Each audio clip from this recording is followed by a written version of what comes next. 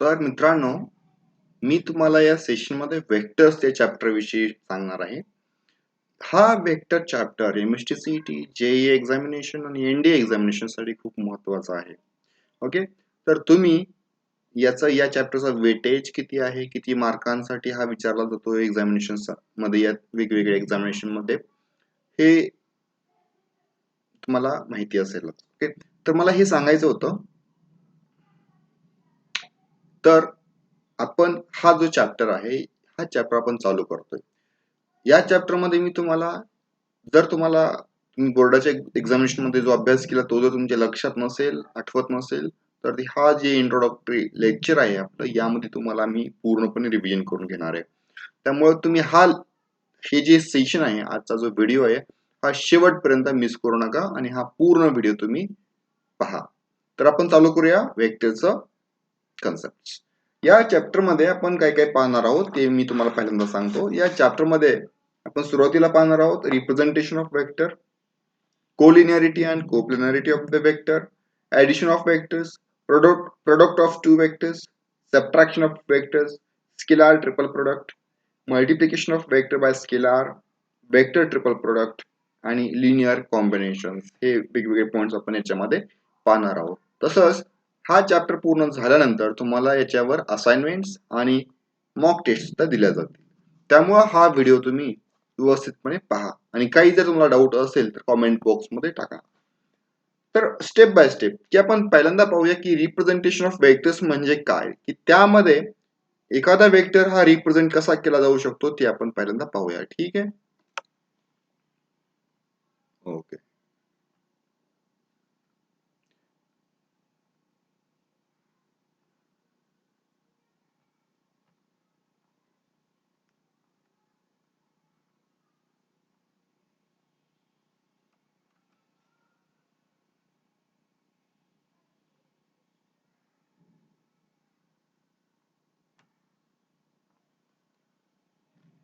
Okay, तर representation of vectors म्हणजे काय आपण पहिल्यांदा पाहूया की रिप्रेझेंटेशन ऑफ वेक्टर.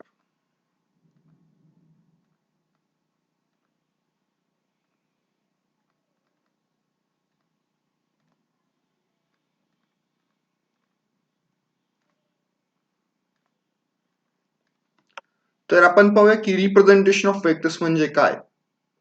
वेक्टर म्हणजे काय, पहिल्यांदा आपण गोष्ट समजायला पाहिजे की vectors are those quantities who has magnitude as well as direction. अशा क्वांटिटीज ज्यांना मॅग्निट्यूड आहे ॲज वेल ॲज डायरेक्शन, हे आपण बोर्डामध्ये आपण पाहिलेलं आहे. नाव ज्यांना मॅग्निट्यूड असतं आणि डायरेक्शन असते अशांना आपण काय म्हणतो, स्केलार क्वांटिटीज, राईट. स्केलार आणि वेक्टर मध्ये हा मेन डिफरन्स आहे की वेक्टर्सला मॅग्निट्यूड पण असतं आणि डायरेक्शन पण असते, पण स्केलारला फक्त मॅग्निट्यूड असतं. नो, म्हणजे याचा अर्थ असा झाला का की मॅग्निट्यूड आणि डायरेक्शन असेल तर ते क्वांटिटीज वेक्टर आहेत? नाही. तर वेक्टर क्वांटिटी असण्यासाठी या खालील प्रकारे तीन गोष्टी सॅटिस्फाय कराव्या लागतील. पहिल्यांदा, it must have magnitude. Okay, लक्षात ठेवा, खूप इम्पॉर्टंट आहे पार्ट. मॅग्निट्यूड. दुसरी गोष्ट आहे डायरेक्शन इज रिक्वायर्ड. आणि थर्ड जी गोष्ट आहे जे की आपण मिस करतो, की त्या क्वांटिटीनं वेक्टरचे लॉज हे सॅटिस्फाय केले पाहिजे, जसं की triangle law of vector addition. Okay, these types of law must satisfied by that quantity, and only then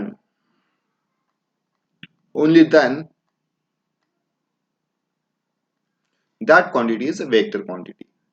Now example साठी आपण पाहूया की व्हेलॉसिटी ही जी क्वांटिटी आहे, याला की आपण जेव्हा सांगतो की या गाडीची व्हेलॉसिटी 5 मीटर पर सेकंद आहे किंवा 10 मीटर पर सेकंद, त्यावेळेस त्या गाडीला व्हेलॉसिटी 5 जे आहे ते आहे त्याचं magnitude. Direction south west direction, कुठल्या डायरेक्शनला जाते, so that is a direction. Vector laws, तर व्हेलॉसिटी वेक्टर लॉ सॅटिस्फाय करते, बरोबर का.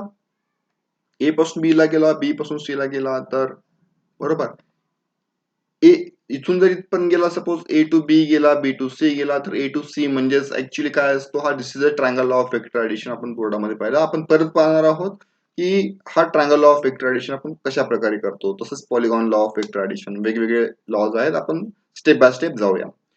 तर वेक्टर रिप्रेझेंटेशन जे आहे ती कशा प्रकारे असतं की सपोज एखादा पार्टिकल ए पॉइंट पासून बी पॉइंट पर्यंत जर गेला suppose A is a any point B is a any point C is a any point okay now या ठिकाणी पहिला जो टर्म आहे that is called as position vector what is a mean by position vector the quantities or the vector which represents the position of that point with respect to reference point suppose O is a reference point म्हणजे त्या point पासून आपण कुठलीही quantity काय करणार आहोत major करणार आहोत बरोबर मग जर ती क्वांटिटी आपण मेजर करणार असो तर त्याला आपण काय म्हणणार रेफरन्स पॉइंट सो जनरली आपण ओ हा रेफरन्स पॉइंट घेतो ओ पासून ए पर्यंत त्याचं डिस्टन्स एचं डिस्टन्स काय ओ पासून आणि त्याची डायरेक्शन काय हे रिप्रेझेंट करणारा डिस्टन्स काय म्हणजे मॅग्निट्यूड आलं आणि कुठल्या डायरेक्शनला ए आहे ओ पासून ओ या पॉइंट पासून एक ए पॉइंट कुठल्या डायरेक्शनला आहे हे झाली त्याची direction so magnitude as well as direction आहे ओ ए ला म्हणून O A is called as a position vector of a point A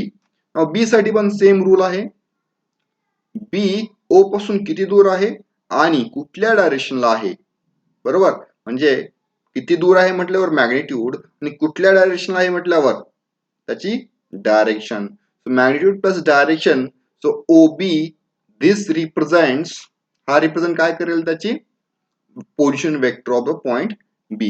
Now let us suppose B bar is the position vector of point B, small a bar is the position vector of capital A that is point A and small c bar is the position vector of a point C. अशा प्रकारे आपण वेगवेगळे notation देतो now me असं म्हणू शकतो का की OB जो आहे OB म्हणजे O हा इनिशियल पॉइंट आहे बी हा फायनल पॉइंट आहे त्यालाच आपण इनिशियल आर्म आणि फायनल आर्म असं सुद्धा म्हणू शकतो सो OB बार जो आहे त्यालाच मी B bar minus O bar असं लिहितो O bar is a reference point त्यामुळं this is a 0 and this is nothing but B bar म्हणजेच B बारला रिप्रेझेंट करत असताना मी OB बार असं सुद्धा लिहू शकतो नाउ सपोज आपण या ठिकाणी पाहूया AB बार जो आहे AB बारला मी कशा प्रकारे लिहू शकतो this is B bar minus A bar CD bar suppose let us CD bar is given CD bar जर असेल तर त्या CD bar ला मी कशा प्रकारे लिहू शकतो CD bar can be given as D bar minus C bar याला अशा प्रकारे सुद्धा लिहू शकतो म्हणजे अशा प्रकारे this is a definition of a vector वेक्टरला मी अशा पद्धतीने लिहू शकतो now what is mean by unit vector okay what is mean by unit vector step by step आपण आता वेक्टरचे टाइप्स पाहणार आहोत की वेक्टरचे टाइप्स काय आहेत what is mean by equality of vectors what is mean bye similar vectors and like that okay so या गोष्टी तुम्हाला आता समजायला पाहिजेत ही जर गोष्ट तुम्हाला आता समजली तर पुढे तुम्हाला हा चॅप्टर अवघड वाटणार नाही so that's it now unit vector म्हणजे काय की एखादा वेक्टर हा मॅग्निट्यूड आणि डायरेक्शन कशा प्रकारे दाखवला जातो सपोज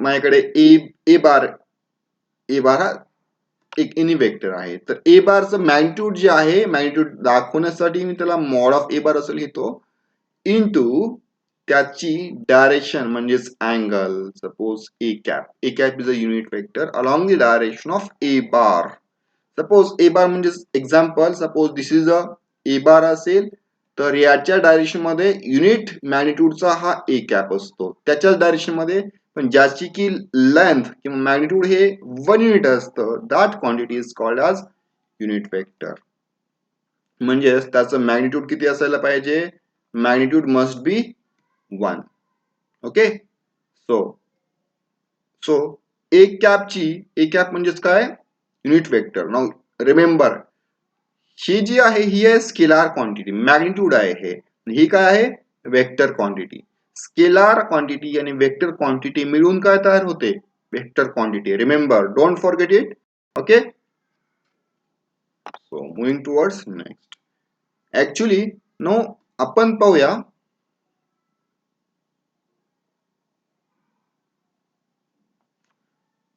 ओके तर आपण पाहूया युनिट वेक्टर जो असतो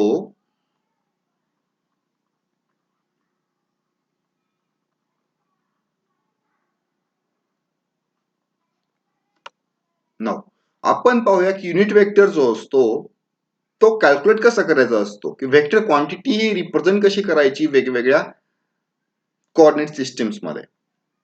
नाउ वेक्टर्स जे असतात की 3 डायमेन्शन्स मध्ये आय जे के अशा 3 प्रकारे आपण दाखवतो, बरोबर. This is I J and this K. Suppose हा एखादा पॉइंट आहे ज्याचे जे coordinates with respect to X Y आणि झेड कोऑर्डिनेट्स आहेत 1 2 and 3. Okay, so these are the coordinates in the x, y and z coordinates. So in that case I can represent this. Suppose this is a bar, then a bar can be represented as I 2j plus 3k cap, I cap plus 2j cap plus 3k cap. This is a vector a bar. Remember, I cap is a unit vector along the direction of x. J cap is nothing but the unit vector along the direction of y, and k cap is nothing but the unit vector along the direction of z. So mod of a can be given as mod of a that can be given as root of the coefficient of I is 1 square plus coefficient of j is 2 square plus coefficient of k is 3 bracket square, and if I evaluate this thing then I will get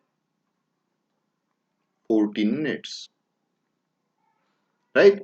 This is nothing but the magnitude of the given vector. इसका मतलब क्या है कि यहाँ origin से इसका जो length है वो लेंथ कितना है, रूट ऑफ 14 यूनिट्स है, राइट. और अब उसका मैं क्या निकाल सकता हूं, उसका आर्गुमेंट बोल सकते हैं, उसको आर्गुमेंट भी बोलते हैं, that is called as theta. Theta with respect to X कितना होगा वो भी हम उसका निकाल सकते हैं, लेकिन हम अभी बात कर रहे हैं यूनिट वेक्टर के बारे में.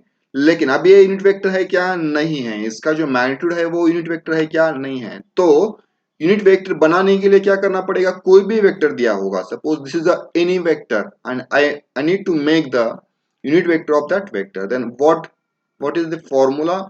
अब कोई ए बार दिया है तो यूनिट वेक्टर बनाने के लिए उसको मुझे करना पड़ेगा A cap that is equal to a bar divided by mod of a. So this is the formula. Okay, मैं ये फॉर्मूला यूज करके किसी भी वेक्टर का यूनिट वेक्टर निकाल सकता हूं. जैसे कि अब इसी का मैं यूनिट वेक्टर निकालूंगा कि a बार मुझे दिया है I plus 2j and plus 3k. This is a given vector और मुझे a कैप निकालना है, तो this is a vector divided by उसका मैग्नीट्यूड. अब इसका मैग्नीट्यूड मैंने निकाला है root of 14.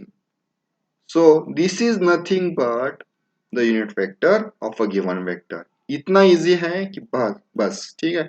Actually unit vector निकालने का क्वेश्चन तो नहीं आएगा क्योंकि ये बहुत ही इजी है, लेकिन इसके बेसिस पे दूसरे क्वेश्चन आएंगे.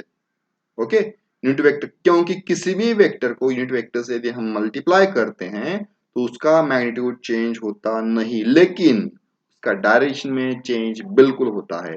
Okay, I must told you कि स्केलर क्वांटिटीज और वेक्टर क्वांटिटीज और उसके अलावा जो क्वांटिटीज होती है उसको हम टेंसर क्वांटिटीज बोलते हैं. जो क्वांटिटीज स्केलर नहीं है वो वेक्टर भी नहीं है, उस क्वांटिटीज को हम टेंसर क्वांटिटीज ऐसे बोलते हैं. ठीक है, तो I hope you liked this session. We are making more and more sessions. So if you like this video, please comment in the comment box and share it with your friends. Thank you.